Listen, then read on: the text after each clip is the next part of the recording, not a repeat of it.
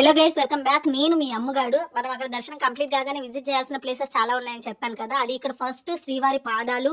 Location చూడండి ఎంత బాగుంది కదా, మంచి నేచర్. నాకు ఈ ప్లేస్ అయితే పిచ్చిగా నచ్చేసింది అన్నట్టు. ఇక్కడ శ్రీవారి పాదాలు మనం క్యాబ్ బుక్ చేసుకోవచ్చు, ఆటోలో కూడా వెళ్ళొచ్చు. ఈ సపరేట్గా వెళ్తేనేమో 8x2K తీసుకుంటారు. అదే షేరింగ్లో వెళ్ళడం బెటర్ నాకు తెలిసి. ఇక్కడ శ్రీవారి పాదాలు మొక్కుకుంటున్నాం అన్నట్టు. చాలా అంటే చాలా బాగుంది, నేచర్ చాలా బాగుంది.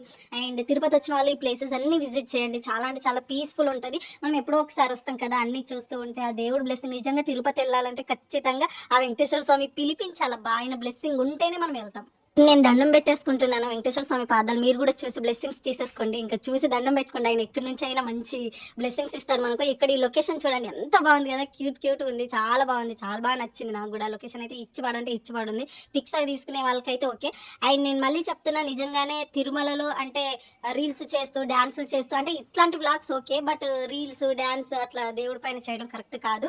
కొంచెం వెళ్ళినప్పుడు పిక్స్ అయితే అలా ఉంటుంది, కానీ రీల్స్ చేసే ముందే ఆలోచించండి. రీల్స్ చేయడం అనేది కరెక్ట్ కాదు. చాలా ఇప్పుడు రియాక్ట్ అవుతున్నారు కాబట్టి కొంచెం ఆలోచించుకోండి. ఇక్కడ ఇంకా మంచిగా దేవుడు బ్లెస్సింగ్స్ తీసుకొని ఇక్కడ కొద్దిసేపు నేచర్ అదంతా చూసేసి ఇంకా సెకండ్ ప్లేస్కి వెళ్దామని చెప్పేసి వెళ్తున్నాం అన్నట్టు. నేచర్ అయితే ఇచ్చిపాడు క్యూట్ ఉంది. నేను నేచర్ లవర్ కాబట్టి నాకు చాలా బాగా నచ్చింది తిరుపతి. శ్రీవారి పాదాలు దర్శనం చేసుకున్నాక నెక్స్ట్ శిలాతోరణం అని చెప్పేసి వెళ్ళినాము. ఇక్కడ కూడా బాగుంది. శిలాతోరణం అంటే ఏం లేదు గైస్, అంటే ఏం సహాయం లేకుండా రాయితోనే అలా తోరణం లాగా అల్లుకొని ఉంటుంది. ఇదే శిలాతోరణం అన్నట్టు. అండ్ చాలా బాగుంది, చూసేయండి.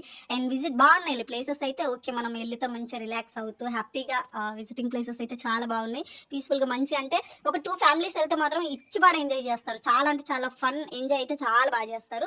మేము అక్కడ శిలాతోరణం చూసేసి కింద శివయ్య ఉన్నాడు, శివయ్యని చూడడానికి వెళ్తున్నాం. బేల్పూరి అంటే ఎంతమందికి ఇష్టం చెప్పండి. నాకైతే ఎందుకో గైస్ నాకు అస్సలు తినబుద్ధి కాదు, నాకు ఇష్టం లేదు, ఏం లేదు. ఎందుకో నాకు చూస్తేనే ఒక టైప్ ఆఫ్ ఫీల్ వచ్చేస్తుంది. మరి ఎందుకో నాకైతే తెలియదు, అసలు తినబుద్ధి కూడా కాదు. మీలో ఎవరైనా బేల్పూరి లవర్స్ ఉన్నారా, తింటారా బాగా? ఏంటో చెప్పండి, ఎంత క్యూట్గా ఉంది. శివయ్య వచ్చేసిండు, దండం పెట్టుకోండి. మా శివయ్య అందరికి మంచిగా బ్లెస్సింగ్స్ ఇచ్చేస్తాడు.